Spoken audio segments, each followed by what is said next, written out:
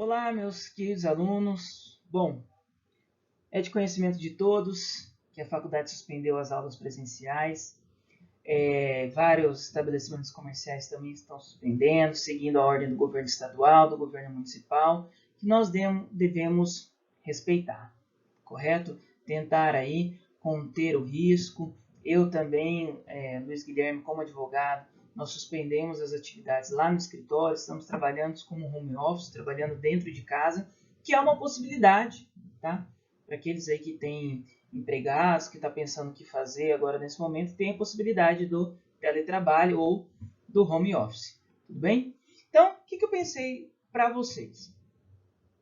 Como vocês ficarão sem as aulas presenciais, mas o material está disponibilizado no AVA, e esses dias serão considerados como aula dada, aula contabilizada no período do calendário acadêmico, para não haver um prejuízo para vocês, eu vou gravar essas aulas aqui, estou gravando já a primeira, e vou disponibilizar no ambiente virtual de aprendizagem de vocês. Então, vocês vão assistir essas aulas, para assistir de forma obrigatória, tá? Lógico, para quem quer estudar, porque esse conteúdo não será retomado depois na aula presencial. Então, hoje, agora aqui, eu vou terminar a aula que nós falávamos sobre carência, sobre a manutenção da qualidade de segurado, finalizar com esse vídeo aquela aula. Vou gravar um outro vídeo falando do regime próprio de previdência social, que é o encontro 7 de vocês lá no AVA. Vou disponibilizar também. E depois vou gravar sobre a previdência complementar. Quando nós retornarmos às aulas, eu já não volto mais nesses itens. Nós já vamos começar a unidade 3. Vai ser provavelmente aí o mês de abril. Nós vamos já começar a unidade 3, que vai falar sobre o custeio da Seguridade Social. Então, preciso que vocês estudem o material que está no AVA, a bibliografia complementar colocada também lá no AVA e o vídeo que eu estou disponibilizando para vocês a partir de agora. Tudo bem? Ok. Se vocês tiverem dúvidas, vocês podem entrar em contato comigo pelo e-mail que já foi disponibilizado no primeiro dia de aula. Está lá no AVA também, no encontro 1, o e-mail. É o professorluisguilherme@outlook.com, onde vocês podem direcionar as suas dúvidas. Se tiverem muitas dúvidas sobre o mesmo tema, quem sabe eu posso até fazer a gravação de um vídeo para sanar essas dúvidas, tá legal? Então a gente pode continuar aí interagindo, trabalhando, seguindo, utilizando aqui a tecnologia, tá? Como eu disse, eu estou na minha casa fazendo home office, então eu não tenho uma luz apropriada para isso, para ficar mais claro tudo, estou trabalhando aqui nas possibilidades que eu tenho. Às vezes aí vocês poderão ouvir até talvez alguma criança gritando, chorando aí, porque também as aulas estão suspensas deles, eles estão aqui pela casa, tá certo? Vamos lá dar continuação então. Nós falávamos sobre a carência e falamos sobre a manutenção da qualidade segurada.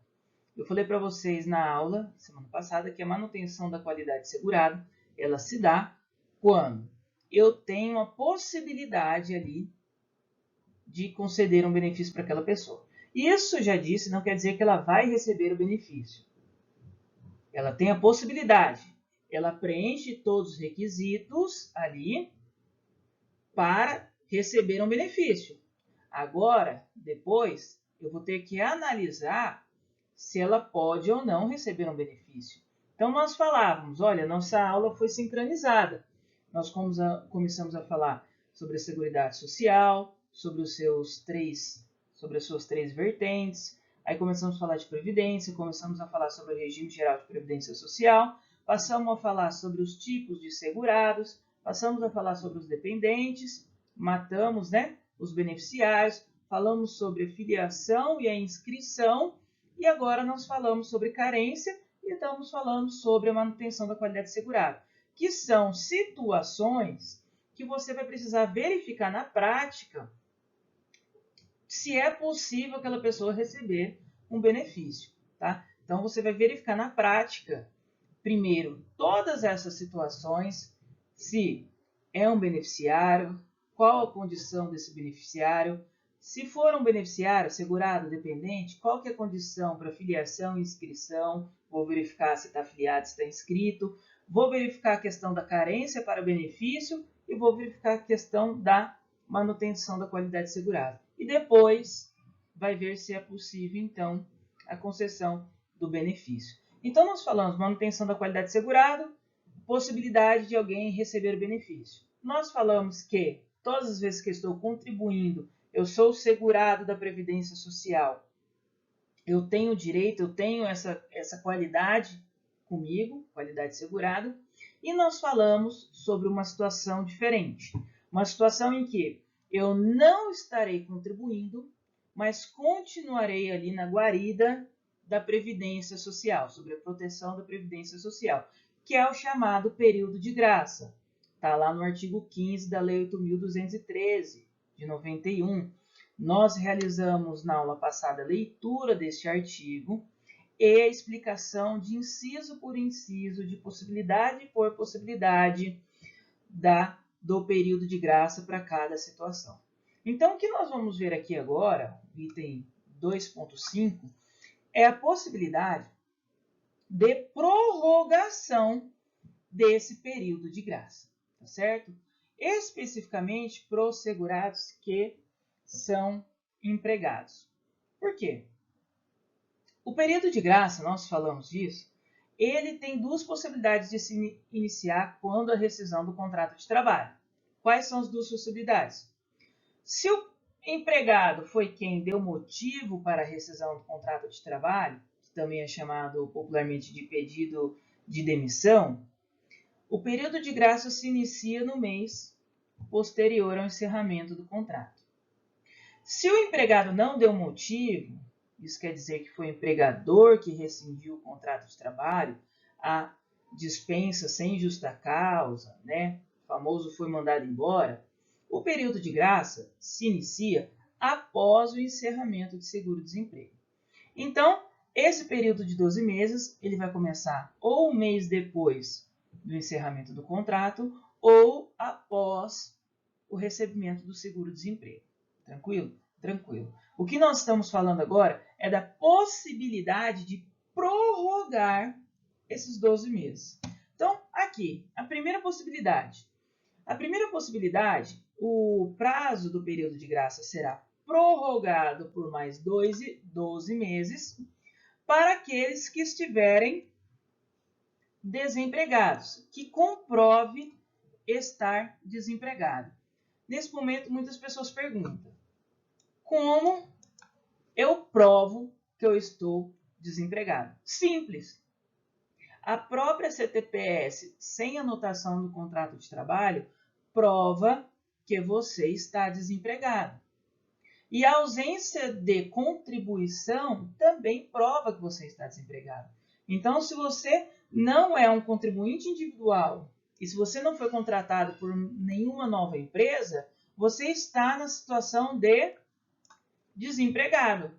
Então, a própria Previdência vai entender a sua situação de desempregado e vai prorrogar por mais 12 meses. Então, se você já tinha 12 meses aqui, por causa do artigo 15, você, como desempregado, vai ter mais 12 meses, chegando até aqui 24 meses ao seu período de graça, tá certo? Essa é a primeira possibilidade.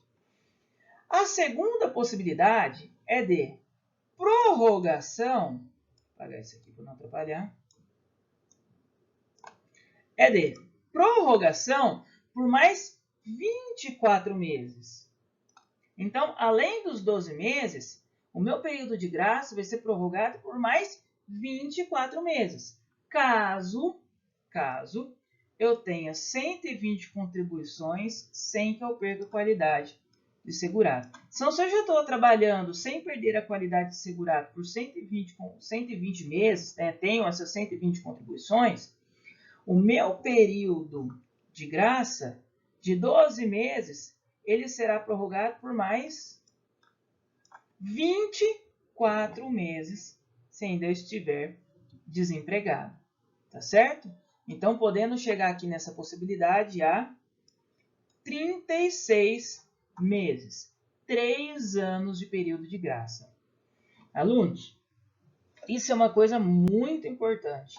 Também já consegui ganhar processo em razão da prorrogação do período de graça. As pessoas às vezes não se atentam às prorrogações do período de graça. Estão sem trabalhar muito tempo, sem ter a carteira, a CTPS anotada, não contribuem como contribuinte individual, precisam da Previdência e não são atendidos, porque muitas vezes o período de graça delas não é prorrogado automaticamente pelo INSS. Então, você vai ter que entrar com ação judicial para mostrar a prorrogação do período de graça. Que eu me lembre, eu, Luiz, já consegui, num processo judicial, uma pensão por morte para uma pessoa, para uma mulher. O marido dela faleceu, ele estava no período de graça prorrogado por mais 24 meses, certo? Ele faleceu uns 30 meses após ele ter trabalhado no último emprego dele, então estava dentro desse prazo ainda. O INSS negou,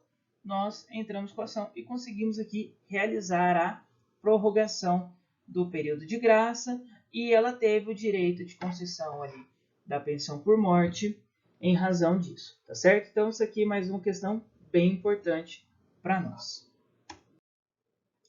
Próximo tópico aí, último tópico dessa aula, que ficou pendente da aula passada, é a recuperação da qualidade de segurado.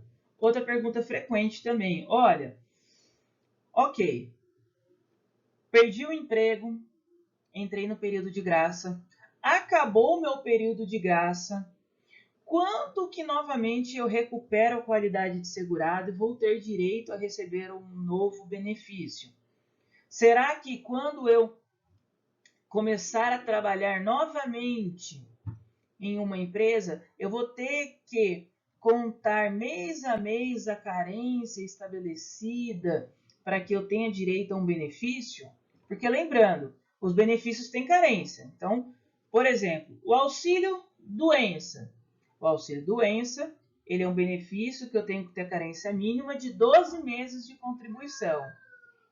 Ok? Ok.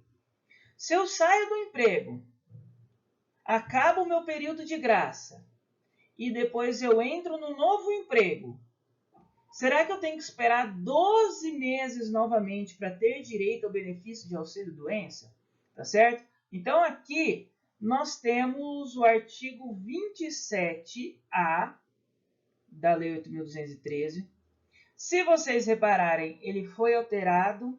Essa alteração aqui é pela Lei da Reforma Previdenciária, é pela alteração da Emenda Constitucional de número 103. E ele diz o seguinte, vou ler para vocês. Na hipótese de perda da qualidade segurada, para fins de concessão dos benefícios de auxílio-doença, de aposentadoria por invalidez, de salário-maternidade e de auxílio-reclusão, o segurado deverá contar, a partir da data da nova filiação à Previdência Social, com metade dos períodos previstos no inciso 1, 3 e 4 do caput do artigo 25. Vamos destrinchar um pouquinho isso daqui. Primeira coisa, data da nova filiação. Até falei isso em sala de aula semana passada. Todas as vezes que eu saio de uma empresa ou eu mudo a forma como eu sou segurado, era segurado contribuinte individual, virei segurado empregado, eu tenho o que nós chamamos de nova filiação. Tá certo? Tá certo. Então, voltando ao exemplo. Aqui era o período que eu estava trabalhando. Aqui era o meu período de graça. Vamos até colocar aqui exemplo, 24 meses. E aqui, a partir daqui, eu comecei o meu novo emprego. Então, sempre a pergunta é, a partir desse instante aqui, comecei um novo emprego, perdi a qualidade de segurado, porque não estou trabalhando, porque já estourou o meu período de graça. Para mim receber um benefício de auxílio-doença, isso quer dizer que eu vou precisar daquela carência cumprir os 12 meses novamente? O artigo fala que não. O que eu vou precisar cumprir? Metade dos períodos de carência, tá certo? Então, quanto tempo a partir da minha nova filiação vou ter direito a receber auxílio-doença? após metade de 12, 6 meses de nova filiação, tá certo? Isso serve para o auxílio-doença, isso serve também para o auxílio reclusão, tá bom? Alguma dúvida quanto a isso? Se tiverem, não dá para vocês falarem, me mande no e-mail que eu vou estar aí prontos para responder. Eu vou ter um prazer de responder vocês essas dúvidas. Professor, não quero mandar no e-mail. Eu quero esperar a aula voltar para mim fazer a pergunta para você explicar. Tranquilo também, não tem problema não.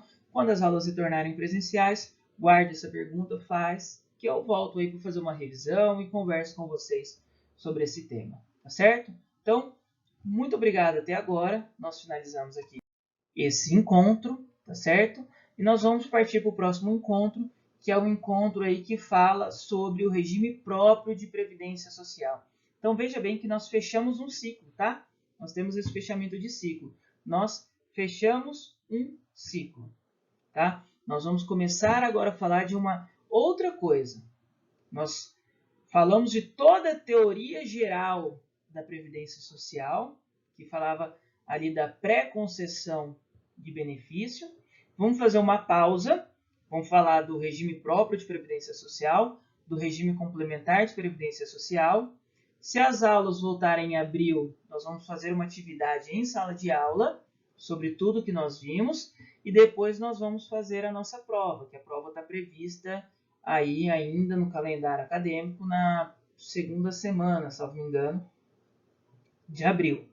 Aí depois da prova, nós passaremos a trabalhar o custeio da Seguridade Social e depois nós trabalharemos os benefícios da Previdência Social. Tá bom? Fiquem com Deus. Obrigado mais uma vez, tá certo? Desculpa aí qualquer falha, que está sendo a primeira vez que eu faço esses tipos de gravação. Um abraço.